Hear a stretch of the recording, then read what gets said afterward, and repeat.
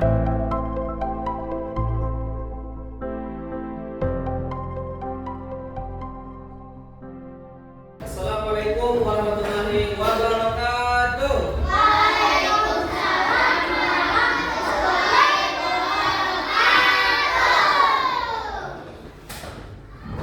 Sebelum kita mulai, kita absen dulu.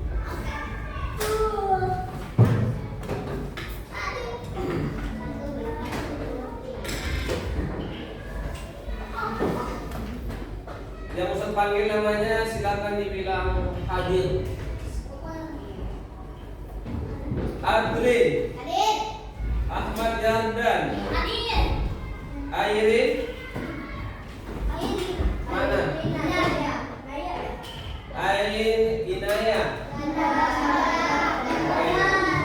Al-Ghifari, Hadir. Aldi Ritter, Hadir. oke, Al-Firas, Hadir. Al-Lura Kimiko, Khadijah, oke, Aska Enrik, Hadir. Ayudia Inara, Hadir.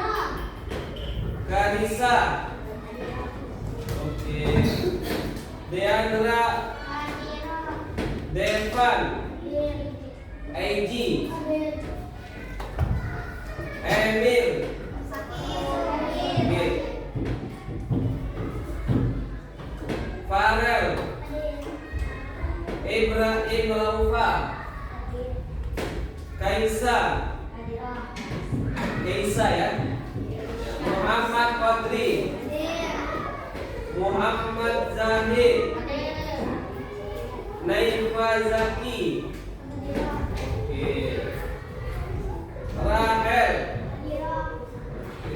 Raden Muhammad, Masya Allah, semangat, Raya Felicia, oke, Zafira Anissa, Zafira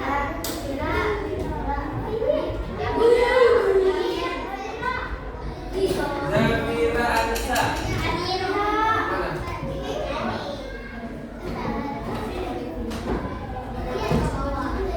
Kayaklah, oke, Muhammad Qadri tadi, semuanya dipanggil.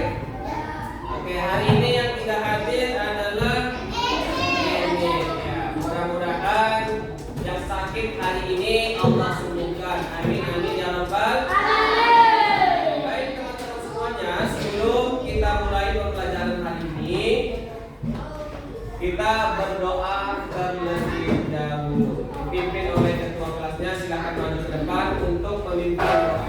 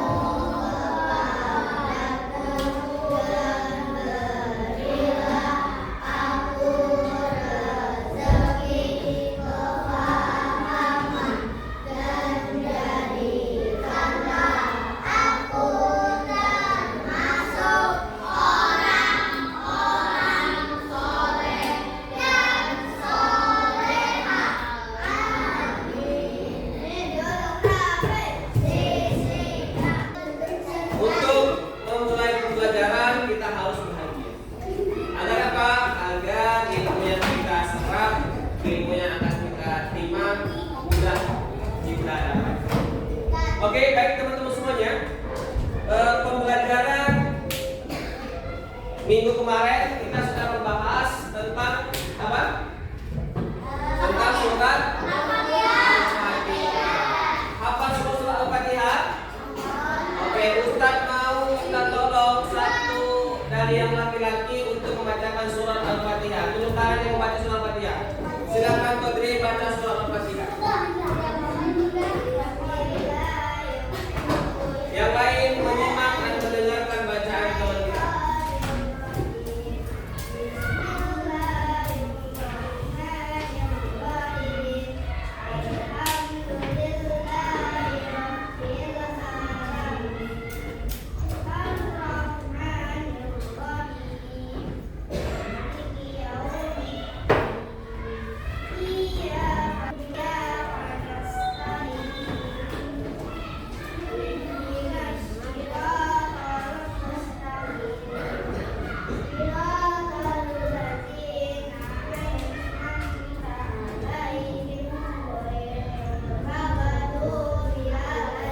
Ghairil maghdubi.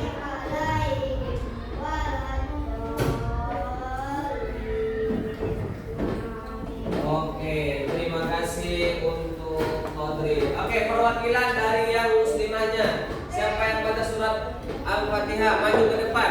Nah, yang muslimah maju ke depan. Ya, tolong bantu Ustaz untuk baca surat Al-Fatihah di depan. Silakan. Oke, silakan. Maju ke depan. Yang lain tolong disimak bacaan temannya.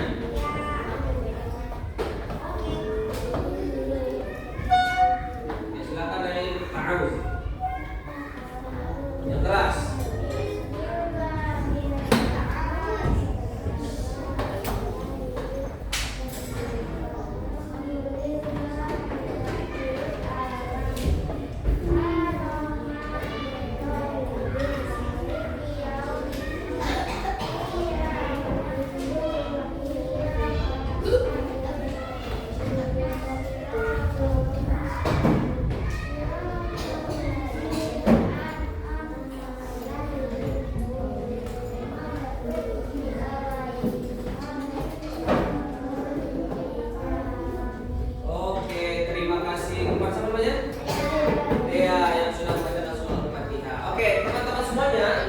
Semua sudah hafal surah Al-Fatihah? Ya, semuanya sudah hafal. Kenapa surah Al-Fatihah harus hafal? Surah Al-Fatihah adalah salah satu rukun sholat. Ketika teman-teman ingin melaksanakan sholat, Al-Fatihahnya harus dibaca. Kalau tidak dibaca, sholatnya tidak sah. Jadi harus hafal. Oke, teman-teman semuanya. Sekarang kita masuk ke pelajaran yang baru, yaitu surat An-Nas. Apa namanya? An-Nas. Oke, surat An-Nas. Kira-kira dari surat An-Nas ini seberapa penting sih kita mempelajari surat An-Nas? Ada yang tahu? Ada yang tahu? Oke. Mengapa kita harus membaca surat An-Nas?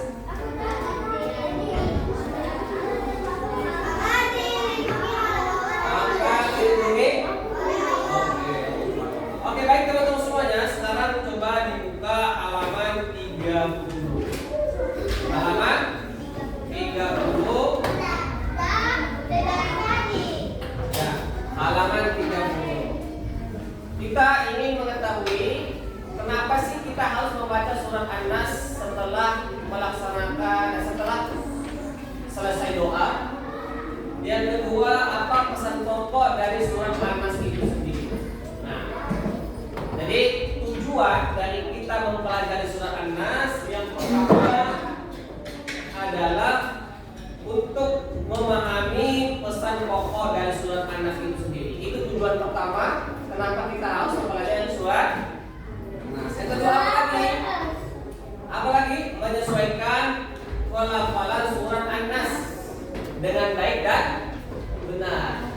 Itu tujuan yang kedua. Tujuan yang ketiga apa? Menguraikan arti surat An-Nas dengan baik dan benar. Yang ketiga, yang keempat, menyimpulkan pesan pokok surat An-Nas. Tujuan yang kelima adalah melaksanakan pesan pokok surat An-Nas dengan benar dalam kehidupan kita sehari-hari. Jadi itu tujuannya. Kenapa kita harus mempelajari surat An-Nas? Yang pertama tadi apa? pokok surat An-Nas. Tujuan yang kedua adalah menyesuaikan pelafalan bacaan surat An-Nas. Jadi bacaan surat An-Nas itu kita harus mengetahui bacaannya dengan baik dan benar. Yang ketiga, tujuan yang ketiga adalah menguraikan arti dari surat An-Nas. Yang keempat, menyimpulkan pesan pokok surat An-Nas. Isi kandungan dari surat An-Nas itu apa-apa saja. Setelah kita mengetahui pesan pokok dari surat An-Nas, baru kita mengamalkan, melaksanakan di dalam kehidupan kita sehari-hari. Oke, yang pertama,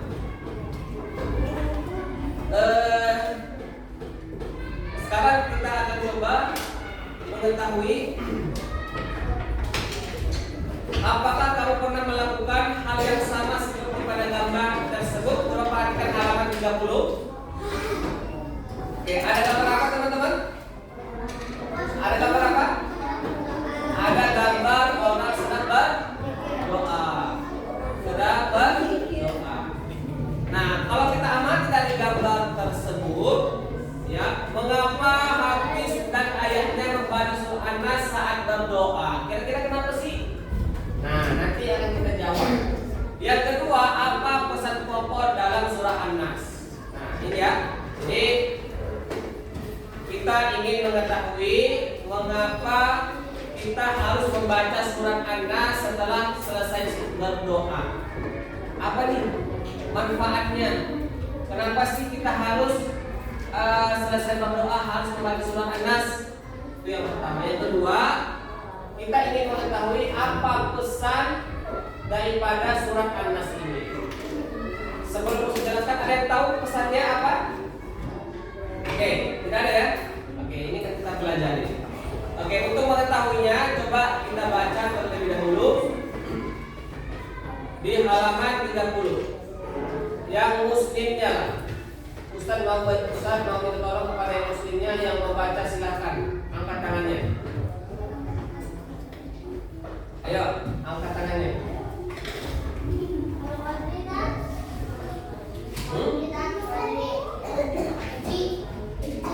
Oke, Ustaz mau minta tolong kepada Meral baca halaman 30.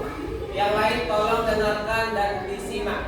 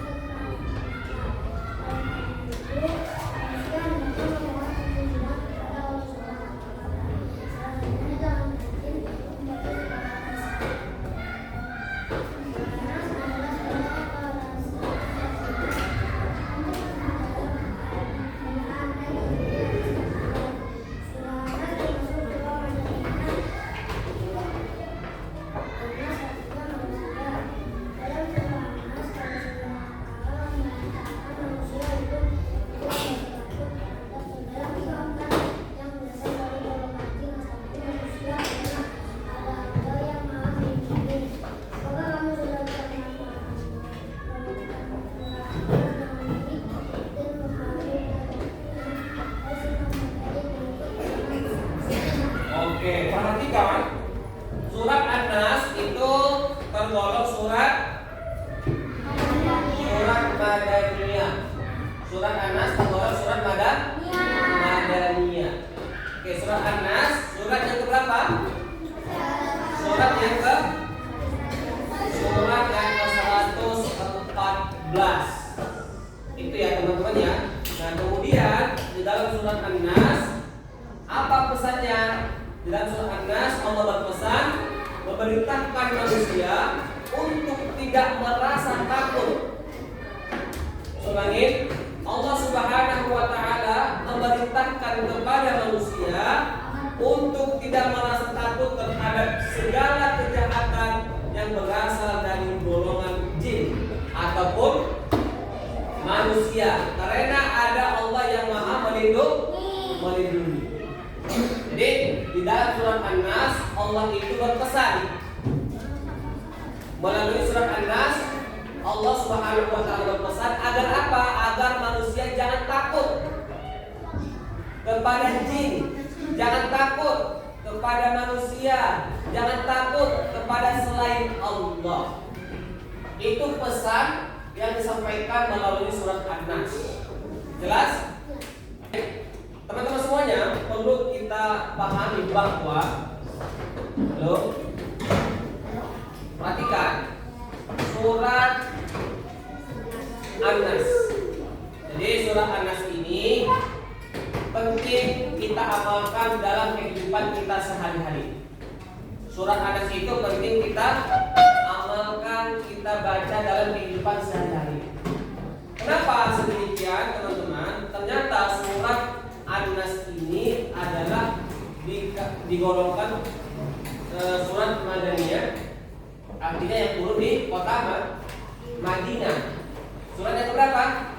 Surat yang ke-114. Nah, surah An-Nas termasuk juga surah Al-Ma'udatain. Surat Al-Ma'udatain. Apa surah Al-Ma'udatain itu, Ustaz? Surat Al-Ma'udatain itu adalah surat perlindungan. Nah, surat Al-Ma'udatain itu ada dua, surat An-Nas dan surat Al-Falaq. Nah, yang dua ini adalah termasuk surat Al-Ma'udatain. Apa Al-Ma'udatain? Surat perlindungan. Jadi teman-teman semuanya, kalau kita mau dilindungi oleh Allah Subhanahu wa taala, maka teman-teman harus sering membaca apa? Membaca surat An-Nas. Ustaz, surah An-Nas kita amalkan, itu kan surah perlindungan. Dilindungi dari siapa? Allah akan melindungi kita dari godaan-godaan setan, godaan-godaan dari jin dan sejenisnya. Jadi kalau kita sering baca setelah berdoa misalnya, ya Allah ampuni dosa-dosaku, ampuni dosa orang tuaku, dan dosa-dosa kaum muslimin dan muslimat.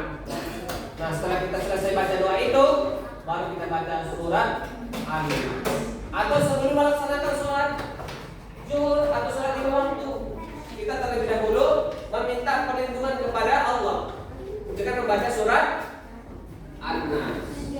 Bismillahirrahmanirrahim. Qul a'udzu birabbin nas, malikin nas, ilahin nas, min syarri waswasil khannas, alladzi yuwaswisu fi sudurin nas, minal jinnati wan nas. Baru kita mulai melaksanakan ibadah sholat. Kenapa kita harus baca surat An-Nas dulu, Ustaz? Kita mau minta pertolongan kepada Allah agar kita dilindungi dari godaan-godaan setan, dari godaan-godaan setan, dari godaan-godaan setan dan jin. Agar sholat kita khusyuk, baik, benar. Nah, sehingga kita kalau ada teman-teman yang ganggu kita tidak ikut-ikutan seperti teman-teman kita yang mengganggu kita ketika sholat. Jadi orang yang mengganggu sholat, orang yang sering ngisengin orang sholat, itu termasuk tergolong sifatnya setan. Paham? Oke, itu ya teman-teman ya. Selanjutnya, jadi pesan penting yang terdapat di dalam surat An-Nas itu ada 3. Ulangi, pesan penting atau pesan pokok penting yang terdapat dalam surat An-Nas itu ada berapa? Ada 3. Apa yang pertama? Yang pertama adalah surat An-Nas itu berisi perintah. Berisi perintah agar manusia memohon perlindungan hanya kepada Allah. Nah, pesan penting di dalam surat An-Nas itu memerintahkan kepada kita untuk menyembah atau meminta pertolongan hanya kepada Allah. Jangan meminta kepada setan, jangan meminta kepada jin, jangan meminta kepada matahari dan sejenisnya. Ya, kita hanya boleh meminta perlindungan hanya kepada siapa? Selain Allah boleh atau tidak? Tidak boleh. Meminta pertolongan selain daripada Allah tidak boleh. Kita hanya boleh meminta pertolongan hanya kepada Allah. itu pesan penting yang disampaikan oleh surat An-Nas untuk kita manusia. Yang kedua, apalagi Ustaz pesan penting yang terdapat dalam surat An-Nas? Yang kedua adalah mengajarkan tentang keimanan. Apa keimanan? Kepercayaan, yaitu percaya bahwa Allah Subhanahu wa taala adalah pelindung manusia. Selain daripada itu, kita tidak ada yang bisa melindungi kecuali Allah, dan tidak ada yang bisa melindungi kita kecuali Allah. Dan kita menyembah hanya kepada Allah. Selain daripada Allah, itu namanya apa? Syirik. Apa syirik itu? Kalian tahu? Menyembah selain Allah atau menduakan Allah itu adalah dosa besar. Bagi teman-teman, bagi ada yang menyembah selain daripada Allah, itu namanya syirik, dan itu dosanya dosa besar yang tidak akan diampuni oleh Allah Subhanahu wa taala. Jadi pesan yang kedua yang disampaikan dalam surat An-Nas itu adalah tidak boleh menyembah kecuali kepada Allah. Paham? Yang ketiga, yang terakhir, pesan yang disampaikan dalam surat An-Nas ini adalah pengetahuan bahwa bisikan jin tidak dapat diketahui dengan pasti, tetapi dapat dilihat pengaruhnya. Tahu pengaruhnya enggak? Sifatnya, ya, pengaruh pengaruh dalam tingkah lakunya. Nah, jadi kalau ada tingkah laku yang tidak baik, itu arti mencerminkan sifatnya setan. Kalau ada perkataan yang tidak baik, berarti itu sifatnya setan atau jin. Misalnya ada kita sering ngomong-ngomong kasar, maaf, ngomong-ngomong yang tidak baik, ngomong-ngomong binatang dan lain sebagainya, itu adalah perkataan-perkataan yang tidak baik yang biasanya dikeluarkan oleh setan atau setan. Jadi kalau ada orang-orang yang ngomong perbuatan atau perkataan yang tidak baik, berarti dia sudah mengikuti langkah-langkah setan.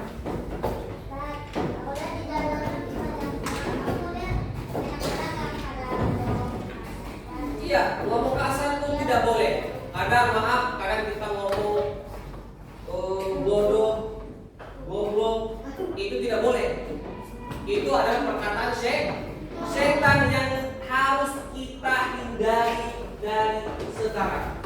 Kalau ada yang ngomong seperti itu, berarti dia sudah mengikuti langkah-langkah setan. Kalau kita sudah mengikuti langkah-langkah setan, maka bersiap-siaplah kita akan masuk neraka. Jadi kalau tidak mau mengikuti langkah-langkah setan, maka berkatalah yang baik, bersifatlah yang baik. Jangan suka gangguin temennya, ngisengin temennya. Kalau ada yang sering ngisengin temennya, berarti dia sudah mengikuti langkah-langkah. Nah, jadi pesan yang ketiga yang disampaikan melalui surat An-Nas itu adalah yaitu pengetahuan bahwa bisikan jin tidak dapat diketahui dengan pasti, tetapi dapat dilihat dari pengaruh dalam tingkah lakunya. Kemudian berupa perbuatan, perkataan. Jadi gampang saja mengetahui sifat-sifat setan itu. Berarti kalau ada orang yang sering ngomong-ngomong kasar, berarti dia mengikuti langkah-langkah setan. Siapa di sini yang mengikuti langkah-langkah setan? Siapa yang mau mengikuti langkah-langkah setan? Angkat tangannya. Oke, tidak ada. Alhamdulillah. Berarti kita semuanya mengikuti langkah-langkah yang baik. Jadi kalau ada dari kita yang mengikuti atau perbuatan yang tidak baik, kita lakukan ngisengin temennya, ngomong kasar sama orang, berarti dia sudah mengikuti langkah-langkah setan. Kalau sudah mengikuti langkah-langkah setan, maka bersiap-siaplah masuk kepada neraka. Mudah-mudahan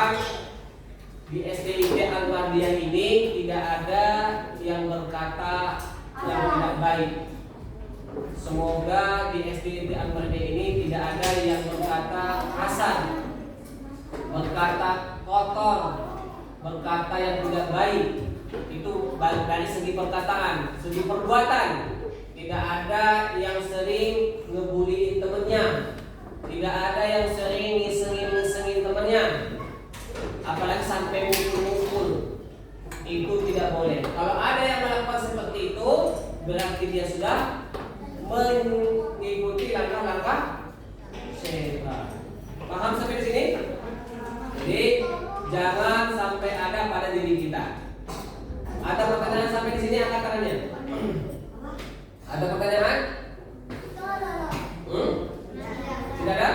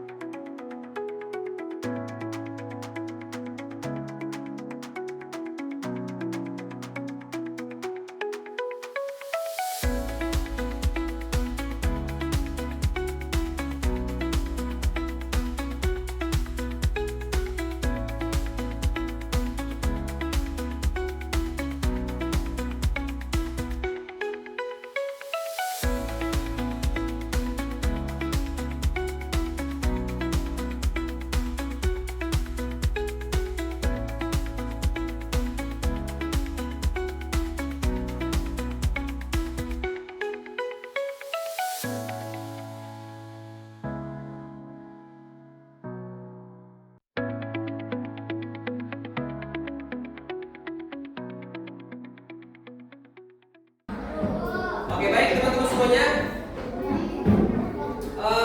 Baik, untuk kesimpulan dari pelajaran hari ini, kita sebagai siswi,